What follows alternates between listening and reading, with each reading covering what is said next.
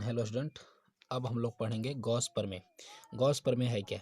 Gauss प्रमेय एक Gauss नामक वैज्ञानिक ने इन्होंने बताया था कि किसी बंद पृष्ठ जैसे मान लीजिए कोई बंद पृष्ठ है, इससे गुजरने वाले विद्युत फ्लक्स, कुल वैद्युत फ्लक्स यानी कि जितने भी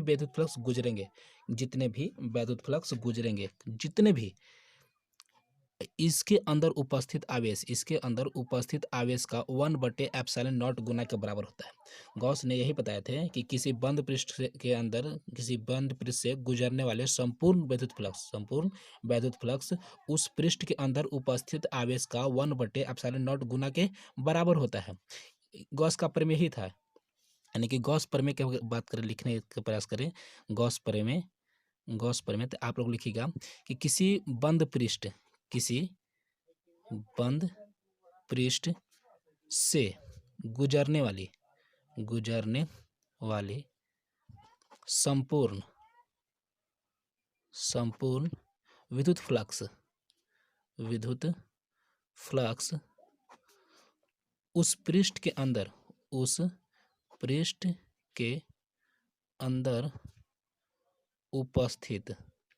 उपस्थित आवेश का 1/ε0 गुना के बराबर होता है। ये है गॉस प्रमेय।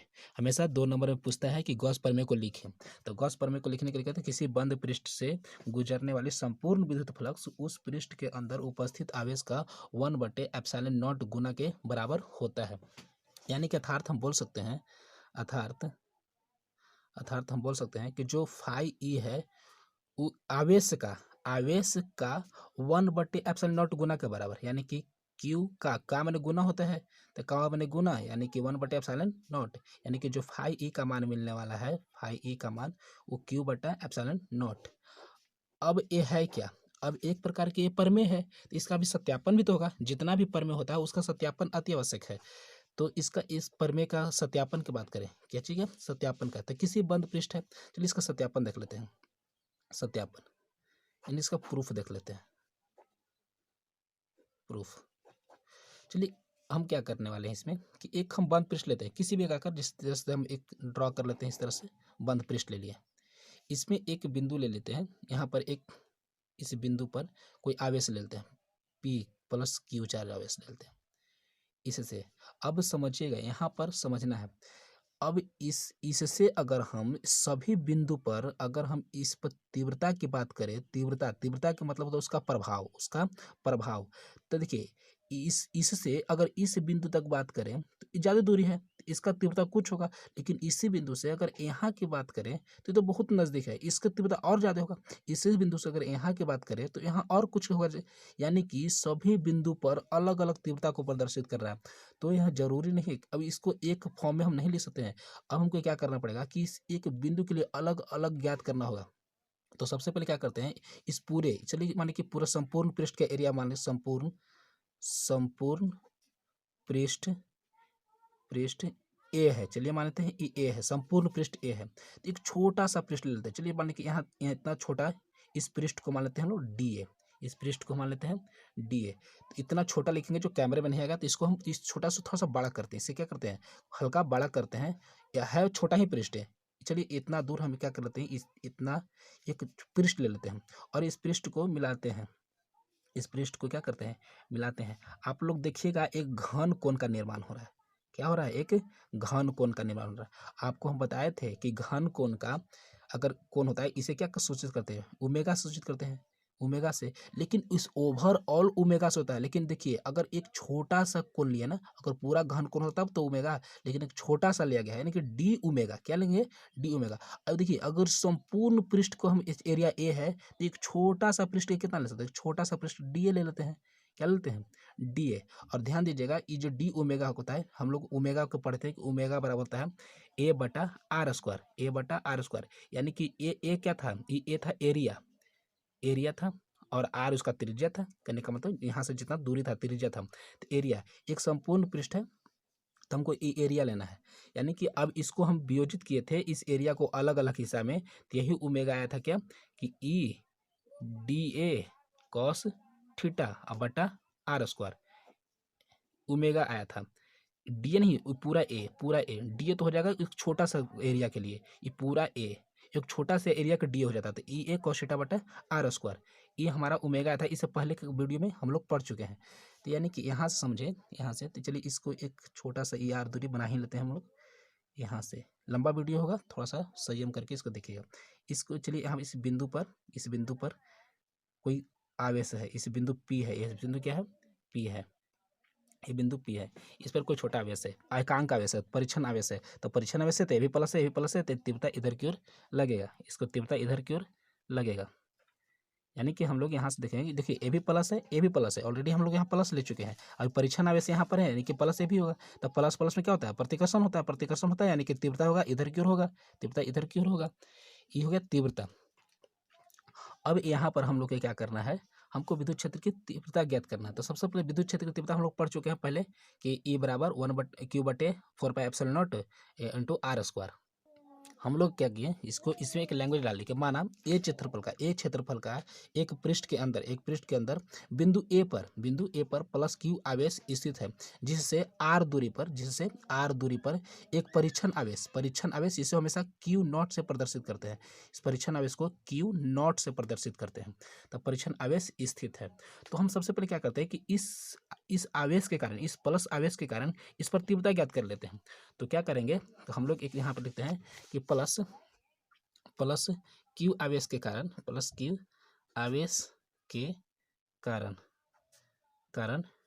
पी बिंदु पर तीव्रता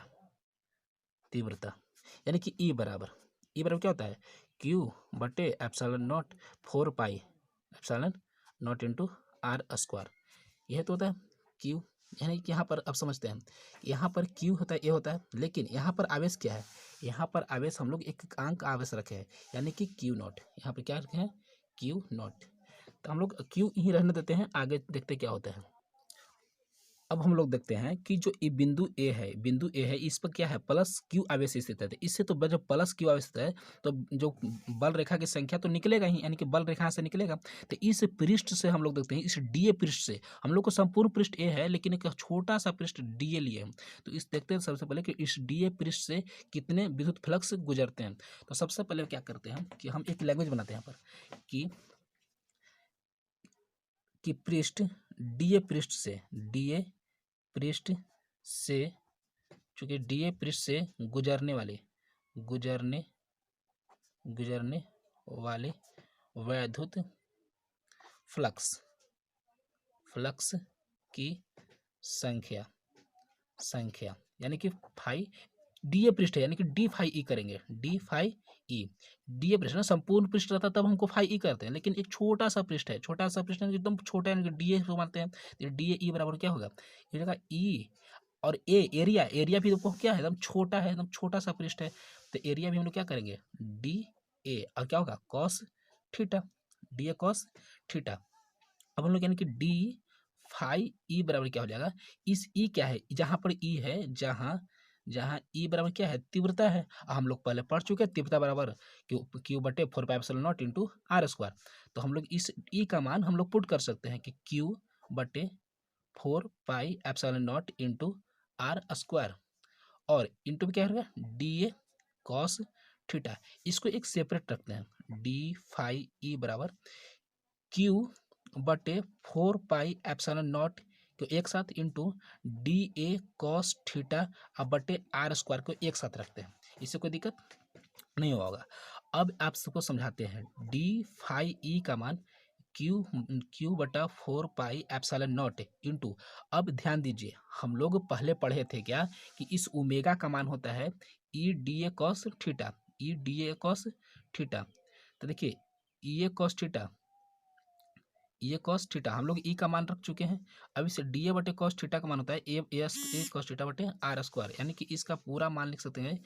लेकिन देखिए अब समझना होगा कि ये छोटा सा पृष्ठ है, तो वहाँ भी घन कोण का मान क्या होगा, छोटा ही मिलने वाला है, घन कोण का मान छोटा ही मिलने वाला है, यानी कि डी ओमेगा मिलने वाला है, यानी कि हम लोग को यहाँ से डी फाई ई का मान मिल गया क्यू बटे 4πε0 इंटू डी ओमेगा।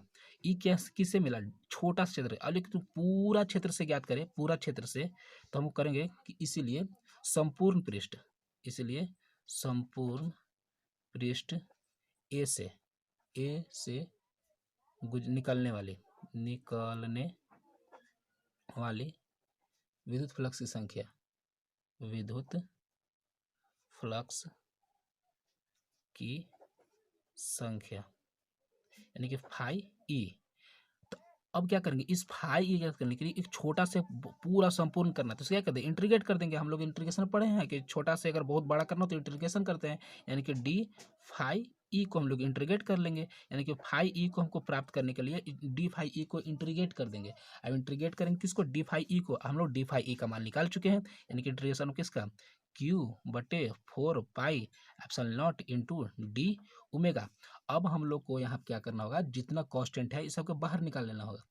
तो फाई ई बराबर क्या होगा, क्यू बटे 4 पाई एप्सिलॉन नॉट, क्यू भी तो कांस्टेंट है, क्या कि इसका आवेश सीमित होगा, यानी क्यू बटे 4 पाई एप्सिलॉन नॉट, ये बाहर निकल जाएगा, अंदर रहेगा डी ओमेगा। अब तो इसीलिए डी फाई बराबर क्यू बटे 4 pi epsilon not D omega. हम लोग क्या करते हैं कि इंटीग्रेशन में एक्स डी एक्स क्या होता है, एक्स होता है, यानी कि पूरा क्या क्या होगा, ओमेगा हो जाएगा। और हम लोग पहले ही पढ़ चुके हैं कि ओमेगा का मतलब एक ठोस पृष्ठ में जो घन कोण, ओमेगा है क्या, घन कोण है। तो इस ओमेगा को एक हम पहले ही से पढ़ चुके हैं कि किसी भी ठोस आकृति में एक संपूर्ण घन का कोण मान 4 पाई होता है। क्या होता है, 4 पाई। आपको याद आना चाहिए, पहले के वीडियो हम लोग इसको चर्चा कर चुके हैं, यानी कि इस संपूर्ण का घन कोण का मान कितना होगा, 4 पाई होगा, यानी इसका मान कितना हो जाएगा, 4 पाई। 4 पाई से 4 पाई क्या हो गया, कैंसिल, यानी कि जो फाई ई बराबर होगा क्यू बटे एप्सिलॉन नॉट। ये तुम्हारा प्रूफ्ड। चलिए, थैंक यू।